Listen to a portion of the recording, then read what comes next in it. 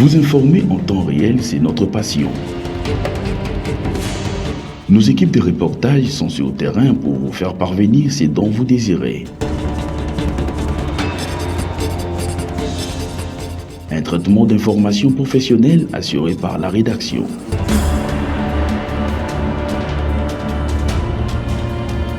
Bienvenue mesdames et messieurs.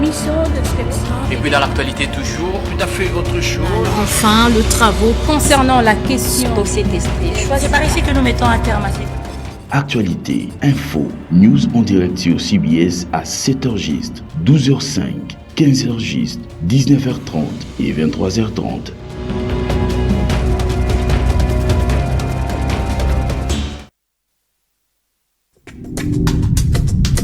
Tout de suite,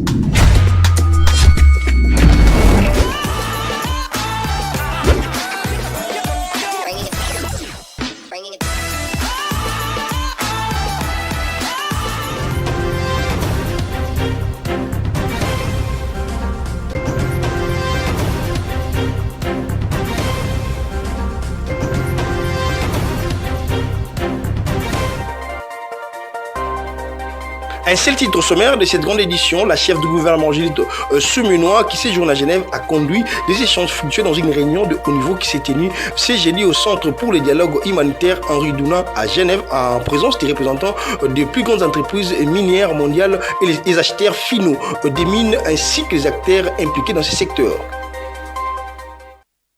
Nouvelle session d'information à la télévision de l'éducation. Mesdames et messieurs, bienvenue à toutes et à tous. Place au développement des titres dans l'actualité. Une réunion de haut niveau s'est tenue ce jeudi au Centre pour le dialogue humanitaire Henri Dunant à Genève en présence des représentants des plus grandes entreprises minières mondiales, des acteurs finaux des mines ainsi que des acteurs impliqués dans les filières d'approvisionnement en provenance de l'Est de la République démocratique du Congo, où cet échange a été conduit par la chef du gouvernement, Judith Sumunwa. Pour plus de détails, suivez cet élément de Junior Twendele. On ne peut plus continuer cette forme d'hypocrisie, de voir un pays voisin qui monte en puissance en exportation des minerais qu'il n'a pas dans son sous-sol, minerais qui se retrouvent venant de chez nous. Il a été entendu par toutes les parties prenantes qu'il est temps d'arrêter cette hypocrisie-là, de reconnaître que c'est finalement cette hypocrisie-là qui nous a coûté aujourd'hui des millions de morts. Ça, c'est une chose. Une deuxième chose qui a été bien entendue, c'est que l'effort de traçabilité, de transparence, nous devons conjuguer tous nos efforts ensemble pour y arriver. Il y a déjà les standards OCDE, il y a les standards CRGL, il y a les STI aussi qui nous assistent, mais nous devons davantage faire des efforts pour que le minerai soit tracé à partir du site minier où il a été extrait jusqu'à sa commercialisation, pour qu'il n'y ait pas de minerai de sang. Mais également, ce qui a été discuté, c'est le besoin de voir du capital. Parce que nous pouvons mettre beaucoup de choses en place, mais il faut des capitaux pour développer l'industrie minière, fût-elle artisanale, mais il faut des moyens, il faut de la capacité financière.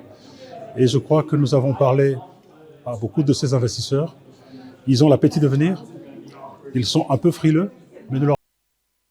À la Chambre basse du Parlement, les élus nationaux ont déclaré recevable le projet de loi des finances exercice 2026. Pour plus de détails, suivez cet élément de Sarah Kindela. Présenté en équilibre tant en recettes qu'en dépenses, le budget 2026 s'élève à 59 021 milliards de francs congolais. Il marque une hausse de 16% par rapport au budget rectificatif 2025 arrêté à 50 692 milliards de francs congolais. Cette progression, selon le gouvernement, reflète l'ambition de renforcer la capacité de l'État à financer les services publics essentiels, à soutenir la croissance et à poursuivre la modernisation du pays. Devant les élus nationaux, la première ministre Judith Sumunwa a exprimé sa satisfaction quant à la qualité du débat et la pertinence des recommandations formulées par le député.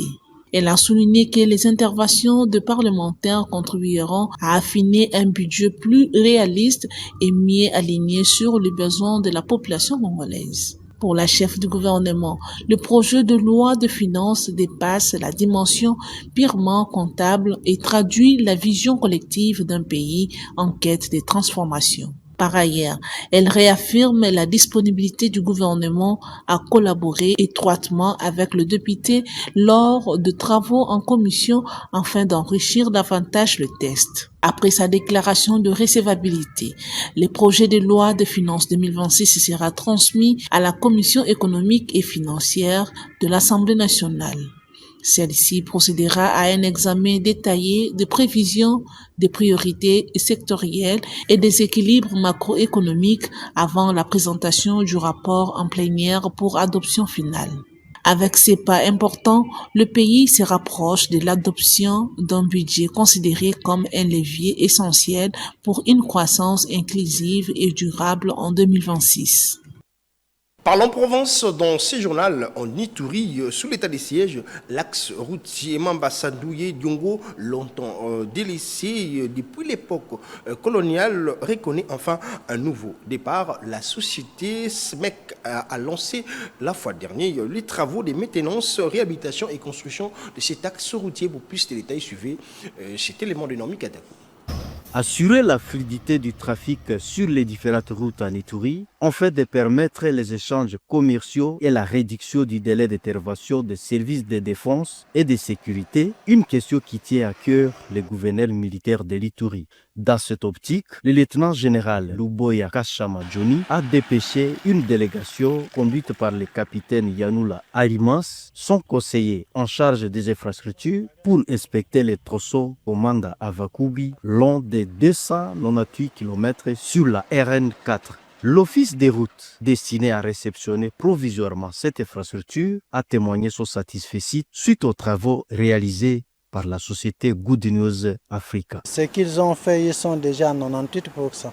Ce que je suis en train de voir aujourd'hui. Il ne reste que 2% qu'ils doivent faire. Je crois dans 2-3 semaines, les 2% pourront être finis. Cela ne peut pas empêcher la réception provisoire. Rouler à 120 km à l'heure sur cet axe routier allant de Komanda à Avakubi en passant par Epuru et Nyanya n'est plus un rêve sous l'ère Luboya, de quoi réjouir également la société civile. L'entreprise Good News Africa, maître d'ouvrage, s'est dit prête à toute éventualité afin de redorer les sourires aux usagers. Nous sommes obligés d'avoir les marchés pour que la société soit opérationnelle les lots de chaque année. Pour sa part, le délégué du gouverneur militaire a appelé la population à faire confiance à l'autorité provinciale. La RN4 partie Ituri est réhabilitée et la population pourrait se réjouir de l'effort que l'autorité provinciale met pour que nos routes soient maintenues en très bon état. Signalons que ces projets de développement qui matérialisent la vision du chef de l'État visent à désengorger la province de l'Ituri et de la Tchopo. Cette mission s'est clôturée par l'inspection du tronçon Komanda Luna du territoire du Rwanda. Revenons à Kinshasa où il y a eu le lancement de la campagne Tosa Abatosayo par les gouverneurs de la ville Daniel Bumba Lubaki qui vont en guerre contre la hausse des prix des transports mais aussi la pratique de demi-terrain. Pour plus de détails, suivez cet élément du Junel Pizo. En présence du vice-gouverneur Edi Iyeli et du ministre provincial en charge de transport et mobilité urbaine, Jésus Noël Cheke, le gouverneur de la ville de Kinshasa, Daniel Bumba Lubaki, a procédé personnellement ce mercredi sur le site de l'ancienne gare de Kintambo au lancement officiel de la campagne de sensibilisation et de mobilisation Tosa Batosayo. Nous sommes là dans le cadre du lancement de l'opération Tosa Batosayo, qui est une déclinaison de la grande campagne que nous avons lancée sur la norme en milieu urbain. Aujourd'hui, sans la norme, aucun effort que nous allons déployer va suivre avec un résultat palpable. Alors nous pensons qu'en milieu urbain, c'est la norme qui doit primer sur toute chose. Vous avez vu, nous avons commencé par les démolitions, nous avons enchaîné avec la campagne de Balabaleza où ils étaient. Aujourd'hui, nous sommes dans Tosa Batosayo. Vous voyez? Et c'est pour mettre l'État en avant-plan. Ici, je m'adresse aux usagers. Vous avez compris que, en faisant cet acte ici, nous voulons justement mettre fin à des pratiques genre des mi-terrain, des hausses de prix de manière unilatérale, mais également des tracasseries liées aux agents de transport. À cette occasion, les 500 premiers agents de transport affectés à la régulation et au contrôle du respect des normes de circulation ont été présentés à l'autorité urbaine par le ministre provincial Jésus Noël Cheke, qui a rappelé que désormais, aucun agent ne peut se prévaloir de cette qualité sans arborer une tenue distinctive, chemise bleu foncé pour le contrôleur, bleu ciel pour les inspecteurs. Le lancement de cette opération traduit la détermination du gouvernement provincial de Kinshasa à rétablir l'ordre dans le secteur du transport, à protéger le pouvoir d'achat des Kinois et à garantir le respect des tarifs ainsi que les itinéraires réglementaires. Résolument engagé à restaurer la discipline routière, le gouverneur Daniel Bomba Lubaki a invité la population kinoise à accompagner cette campagne qui vise à améliorer durablement la mobilité et la qualité de vie quotidienne dans la capitale. Parlons des questions qui touchent le fonctionnement de la ville province de Kinshasa, réagissant concernant les inondations ici à la capitale, surtout quand il plaît. L'analyste politique James Mbia rejette la responsabilité à l'autorité urbaine qui, selon lui, pense qu'il ne fait pas bien son travail. Il est au micro de Djibril Bakamba. Que la ville devient de plus en plus ingouvernable, sale. La ville devient, je ne sais pas, une porcherie et on ne sait plus comment vivre dans cette ville.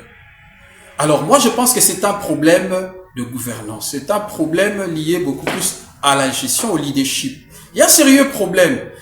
Quand on est gouverneur de la ville comme Kinshasa, on doit avoir les atouts suffisants justement pour donner à cette ville ses lettres de noblesse. C'est ce que ne fait pas l'actuel gouverneur de la ville de Kinshasa.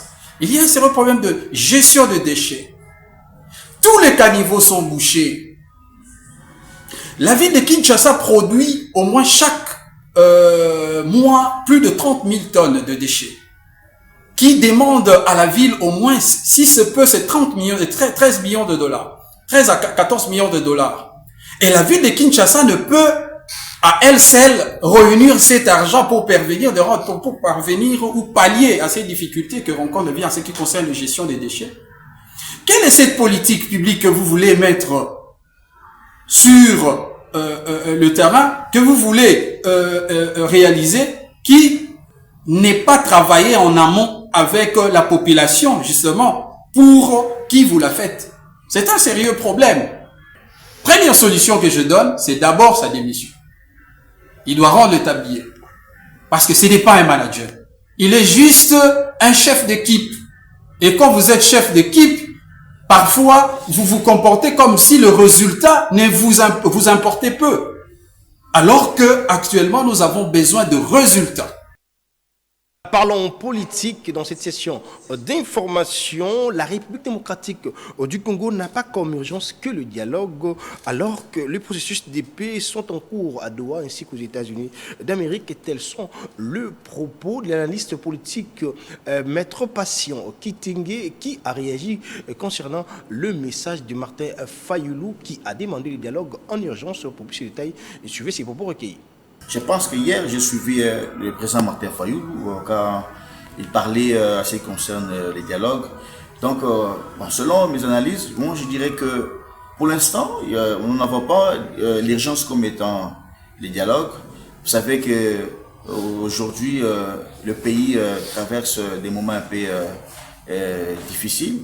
Les chefs de l'État se battent presque tous les jours. Et vous-même, vous avez suivi le président de la République il y a quelques jours. Il marchait de partout pour quand même toquer des portes pour qu'on puisse ramener la victoire au pays. Surtout que vous savez, ça fait presque 30 ans que nous sommes agressés d'une manière injuste.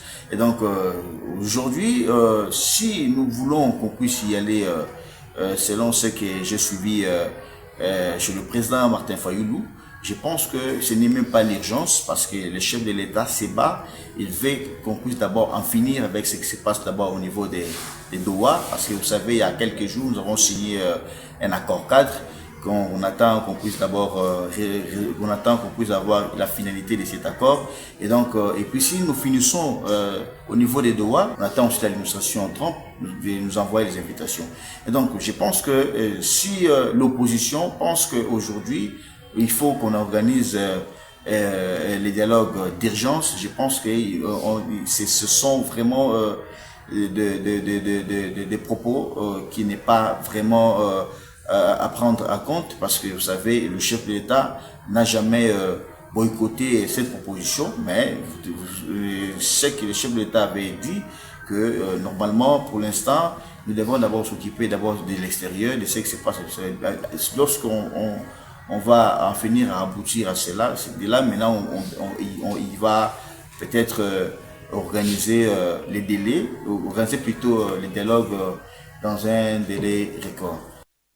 Rendons-nous là-bas où le gouvernement provincial de cette province a organisé le mardi 18 novembre 2025 le transfert d'une dizaine de détenus de la prison de Kassangi vers Kolwezi. C'est face à la pénurie de juges naturels à Kassangi, avec comme objectif que leurs dossiers soient instruits rapidement par les magistrats compétents basés à Kolwezi. Pour plus de détails, suivez cet élément de Junior Tundele. Ils sont arrivés ce mardi 18 novembre à Kolwezi. Ce sont les détenus de la prison de Kassangi. Ce patriote gardé en détention et dont les dossiers n'ont pas été instruits par manque de juges dans cette deuxième ville de la province ont été accueillis par le patron de la sécurité, Roikoma Mayonde Philippe, dès leur descente du véhicule. Pour la petite histoire, lors de sa dernière mission à Kassangi, le ministre provincial de l'Intérieur, Sécurité, Décentralisation et Affaires coutumières, Roikoma Mayonde Philippe, avait sur instruction du gouverneur de province, Fufu Masuka Saini, Marie-Thérèse, demandé au procureur de transférer ce patriote non jugé à Kolwezi en vue de les mettre à la disposition de leur juge naturel. Et pour répondre au questionnement des détenus de Kassangi qui se sont vus au chef-lieu de la province sans savoir pourquoi, Roikoma Mayonde Philippe se résume.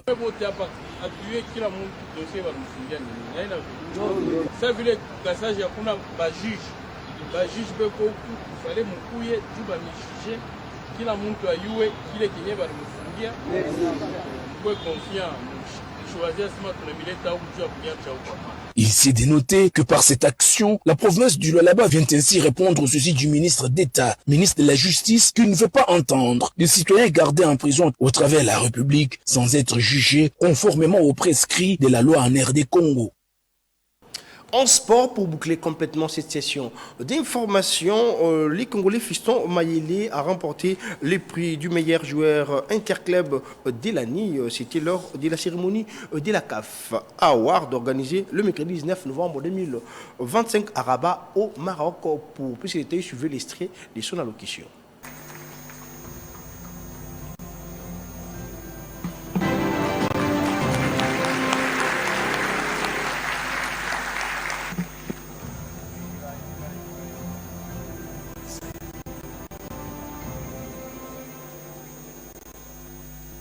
Bonsoir à tous.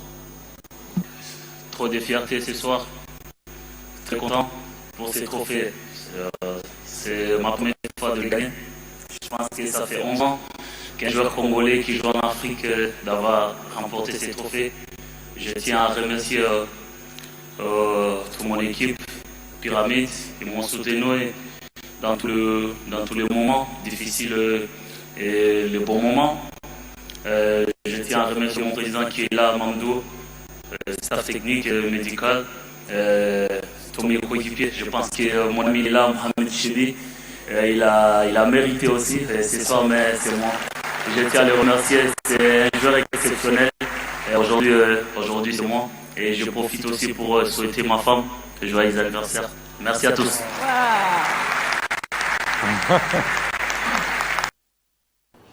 Place au rappel des titres.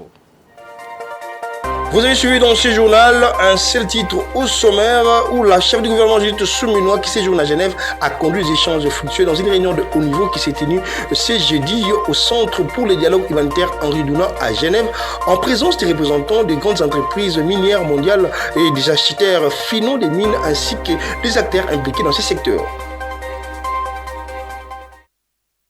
Fin de cette session de formation. Si vous avez aimé, merci à la grande équipe rédactionnelle de la télévision, de l'éducation et surtout restez branchés au programme de votre chaîne éducative et prenez soin de vous car chaque jour est une vie. Au revoir.